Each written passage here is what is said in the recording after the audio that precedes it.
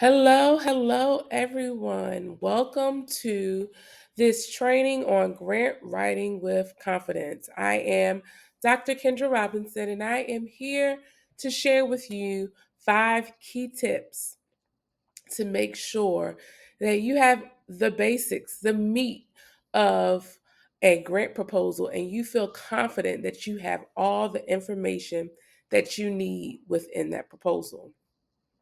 So I'm here to share with you these key elements, and hopefully you will leave with the confidence that you need to get started with grant writing.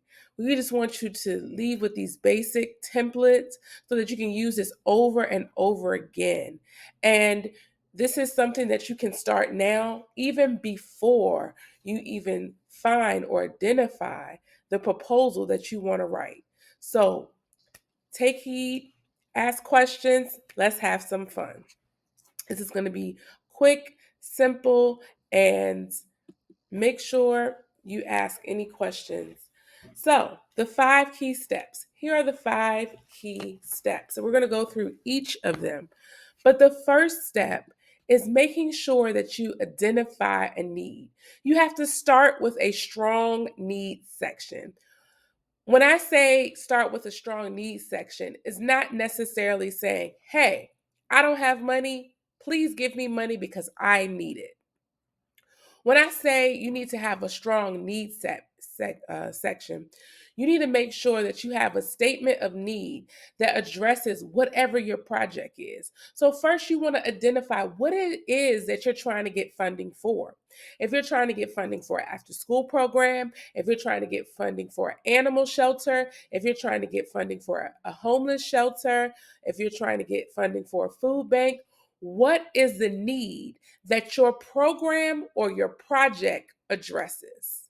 That is what you want to talk about. What is the problem that your program or your project is solving? And you want to put that into a statement. And you may ask, how do I put that into a statement? Well, first, you're going to use data.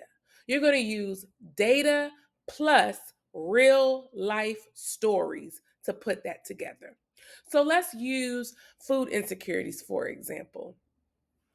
If you're trying to get funding to overcome the food insecurity that is in your neighborhood, you first must identify the data that shows that there is a food insecurity in your area. Once you identify that data, you couple it with a story to be able to develop a need statement. So now you're saying that our neighborhood is in a food desert, or we have food insecurities in this area in comparison to neighboring areas. Other areas have 30% more access to food than our service area. And we want to fill that gap because on every corner of the neighboring neighborhoods, they have access to grocery stores. They can walk to grocery stores. They have different organizations that are providing food for them. And in this particular neighborhood, there is no access to any of these opportunities. And this is why we need funding so that we can provide food resources to those in need. So, first, you have to find ways to identify the data. So, the best way I would recommend first is to look at your census and what does the national census in your area say about whatever the need is, whether it's food, whether it's education, whether it's poverty, whether it's employment. What does the census say? What does the census data say about your area? And how can you show that in comparison to the state, in comparison to the neighboring communities, that you have a need right where you are? And then couple it with a story, a real life story of what's happening in your neighborhood. You want to stay focused on who is impacted by this and why. So when someone is reading your needs section, they're supposed to know who is impacted by this need and why they need help or why they got there and how your program or your project is getting them out. So, example, according to the local school board, only 58% of students read at grade level. Students within our program do not have access to books at home. So, when you're talking about that real world scenario and your program is providing free books for those students to take home to improve literacy, then that is your need statement. You're showing that the school board has identified a barrier and that you understand where there's areas in that gap that could be improved, because now you know that the students aren't reading at home because they don't have access to books at home. So now you're providing this resource for them. So that's what I mean by making sure you have a strong need section. Next, you would want measurable objectives. Measurable objectives. So, what do you hope to achieve? You have this program, you have this project that you're working on in the community, and now you have to tell the funders, what do you hope to achieve with the funding? What have you already achieved? And with the funding, what can you achieve in your program or your project? Objectives does not equal outcomes. Outcomes are activities. So objectives are, hey, I want to see an increase in literacy. I want to see an increase and people not having to go to the doctor because of malnutrition. I want to see a decrease in crime. That is a measurable objective because you can calculate how much crime is currently going on, and then you can measure if it's been decreased. All right. You can measure how the literacy rate is now and if it increased or decreased. That's something that you can measure. An outcome is because of your project and because of your program, that person passed to the next grade. That person didn't drop out of school. That person used that information for literacy to be able to be more proficient in their academic endeavors. So that's an outcome because of your great work. But a measurable objective is something that you can measure the change that you want to see. And you can use the SMART format to do that. Okay? You can use the SMART format to develop a clear, measurable objective. You can make sure that it's specific, that it's measurable, achievable. So don't have a goal of, I want to reach 1,000 people within 365 days if in the past you've never even reached 100 people. So make sure that it's realistic and that you have baseline data. All right. If you say that you want to increase the literacy rate by 5%, well, first you need to know what the literacy rate is now. If it's 60%, then you're saying by the end of this program, my goal is that the literacy rate has increased to 65%. Right? So because you have that baseline data, you know if it's measurable and it's achievable and if it's relevant to what you have going on. And then you put it in a time stamp saying, hey, this is the time frame on when I'm doing this, right? So an example is you want to increase literacy proficiency by 15% among third graders in 12 months, right? Increasing literacy proficiency by 15% among third graders in 12 months. That's an example of a measurable objective. All right. Next, you want to make sure that you have a impactful plan for whatever your program or your project is. You want to design a clear and impactful plan. So I like to tell people, when you are writing out your project plan, whoever is reading this should understand who, what, when, where, why, and how many times or how much it takes to execute your program. They should have a clear, concise information that they will know after reading this program, the totality of what's going on.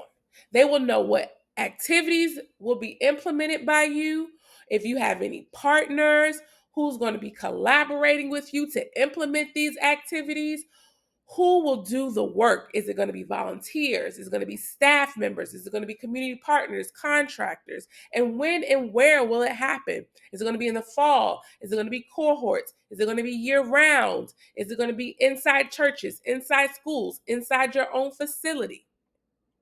They should know the who, what, when, where, why, and how much it takes for your project or your program to be implemented. Because then they can see a clear picture of, man, there's this need in the community, and they know the baseline data, and they have a goal to increase or decrease or improve in some way this need, and this is how they're going to do it. So that's what the impactful project plan is, the how you're going to do it, the clear picture. So you want to think about timelines, think about partners, think about responsibilities, all of that when you're thinking about an impactful plan. Next step is, don't forget about evaluation. All right? How will you measure success? Earlier you said you're developing this measurable objective, right? And you said that you're going to increase the literacy rate, right? Well, how do you know that you increase the literacy rate if you don't have an evaluation plan? So how will you measure the success of the program, of how many people participated? How will you measure if there was an increase? Please use both qualitative and quantitative data. So use stories, use interviews, use surveys, okay? But also track attendance, right? Track grades. Do pre and post assessments so you can track the improvement of knowledge. Use different softwares and database that will help you gain information on if your project has improved or increased the need in your area, because that's what the funders want to know. Was this actually helpful, or was it not? Or should we rethink something in this plan to make it better? So in the beginning, you want to think about, how will you track progress during the grant process? Do not wait till you get the money and say, okay, I told these people that we're going to have 100 people and this is what's going to happen. Now, how do I figure out if it happened? You need to know before it even starts, before you get the money. And that's what they're going to ask, all right? The last key point is, you want to have a realistic budget, all right? Everyone wants $1 million. I want $1 million too. I want $1 million too. But if your program has been operating off of $5,000 for the past 2 years, why do you need $1 million? And what will $1 million do? Is it realistic? Do you have the policies and procedures and the infrastructure in place to manage and keep account for $1 million? That's what they want to know. So if you go from 5,000 to $1 million, that's not realistic. I would not give you that, because now I know you probably, with $5,000, you haven't had an audit before. With $5,000, you probably don't have a bookkeeper, an accounting firm, or something on staff to track your finances, right? And if you have not already got in place and identified the people who will identify all these things when you get this money, and let alone if it's cost reimbursable, that's a whole different beast. So if it's cost reimbursable and I give you $1,000,000, first you have to put up some money. And if you only have $5,000, you're going to be in a whirlwind trying to figure out how I'm going to get reimbursed for $1,000,000. All right. You need to have a plan. So you have to show how the money will be spent. But you first need to have, and I want to emphasize this, you first need to have strong financial information from the past. Before you ask anybody for money, make sure you have all your financial documents in place. You have filed your 990. I don't care if you have made less than $50,000 and you have filed a 990 in. Well, then you need to have your profit loss statement in place or your income expense statement in place and compare it with your budget versus actual. You need to have something, all right? You need to have something in place that you already have been obligating certain things financially and you have structure in place, right? Then you're going to show them how this money will be spent and how it will improve your objectives, how this plan is going to come together with the funding that you receive. If there is match cost in there or in kind, you want to talk about that. Everything that, and this is another key tip, everything that's in your budget should also be in your plan, right? They go hand in hand. You shouldn't say stuff in your plan that's not in your budget because then they're going to say, well, how's that going to happen? Is it just going to magically disappear? You can't say that you're going to run this program with 5 staff members, but in your budget, it only says that you have volunteers or contractors. It doesn't align. So your budget has to align with your program plan. It needs to make sense. If you're getting and purchasing large equipment or you're purchasing things, it needs to be justified in that plan. Oh, this is why they need to purchase that because they need to do that activity. Or this is why they need to hire this person because they need to have the skill to do X, Y, and Z in the plan. It all needs to align together. Don't try to rush to do a plan because you want to make sure that you have everything it takes in your budget to run that program.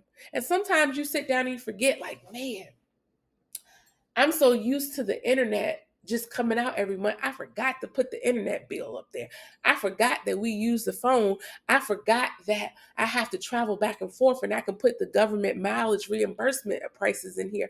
I forgot some of the supplies that I just normally get from somebody else that I could purchase. I forgot all that stuff. So take time, write a draft and then come back to it. Think about it. Sometimes you actually have to do your program and be like, that's something that I didn't put on that budget. Let me go back to it. So make sure that it's a realistic budget. And the way you do that is it has to match with your plan. All right. It all goes together. It all goes together. And when you do that, you will have a strong proposal, a strong proposal. So if you use this template to stay organized, you create a cover letter, and on your cover letter, you identify, okay? You identify who you're asking money from. So you address them, the foundation or whatever, you write that to them. You talk about your organization and how it aligns with what they're trying to fund and their mission and their goals. And you talk about that program funding and what it is that you're requesting from them. That's what you write in the cover letter. And then your actual needs section, your goals, your project description, your evaluation plan, your budget narrative, and your budget, put all that together. Now, if you have already identified the project and the program that you are seeking funding for, then you can go ahead and write this up before you even identify a funder, right? And that's the best space to be in, because now you're not feeling like it's crunch time. So I recommend that you use this outline, right? You use this simple template of creating a sample cover letter, writing out your needs statement, writing out your goals and objectives, writing out your plan to evaluate, and creating a budget. And write out your budget narrative of why you need the funding and where it goes, how much of it, all of that. What's the itemized cost? All of that. If you write this out ahead of time, when it comes time that you identify a grant opportunity, you have the basic, you have the skeleton. Now you just have to put the meat on it and tailor it towards what they're asking for. But you have the meat and potatoes once you identify it. But this is the skeleton that can go on every grant opportunity for that project. Okay. So I want to invite you to be a part of our nonprofit support portal, right? Because you will get grant templates, example grant proposals, even a listing of current grant opportunities in our nonprofit support portal, right? There are templates on budgets, there are templates on cover letters, there are templates on board applications, on how I can identify board members. There are past videos that are archived that have great information in there. There are other nonprofits in there that you can collaborate with to develop this coalition of nonprofits that you can partner with to execute your plan for your program. So I want to invite you to, if you're not already a member of the nonprofit support portal, join. All right. If you join the nonprofit support portal today after watching this training, you will have a discount code that you can use to access this program for $19.99 a month, right? $19.99 a month for 6 months. The price is already affordable. It's $39.99. But for 6 months, you can get this for $19.99. And you'll be able to see the impact, to see the trainings, to see the opportunities that you can get from the portal. You have one-on-one access to me because you can upload your grants, you can upload your templates, and I will review them for you. I will give you feedback.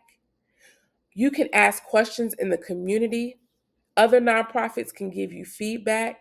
We have discount codes for different um, tools, like if you need QuickBooks to help manage your finances. We have discount codes for Zephy if you need a grant processor for your payments that will not charge you. All of that, all right? All of the resources and the support that you need as a nonprofit leader, as a nonprofit manager, you will get in the support amongst other nonprofit leaders. We're all in this together. We're here to support each other. We're a part of a community, and this is what we're hoping to do. We're hoping to make a broader impact because you all are empowered. So I want to thank you. I want to empower you to start your grant proposal before you even identify a grant to write. Get this skeleton in place, join the nonprofit support portal, have me review your skeleton, give you feedback, and make sure that you position yourself to be a thriving nonprofit. I want to thank you for your time and your support, and I look forward to working with you further. Have a great day.